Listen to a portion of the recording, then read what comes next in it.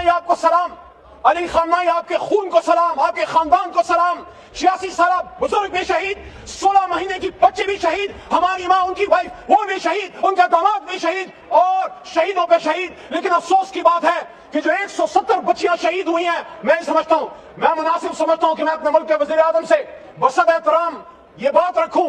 کہ آپ نے جس بھی سوچ کے ساتھ ٹرمپ کے لیے فیصلہ کیا تھا کہ اس کو نوبیل پیس پرائز کے لیے نامینیٹ کریں، مجھے امید ہے میری یہ بات کاٹی نہیں جائے گی، یہ میوٹ نہیں کی جائے گی۔ میں انہیں پاکستان کے اندر رہتے ہوئے یہ بات کر رہا ہوں، جس کے ہاتھ پہ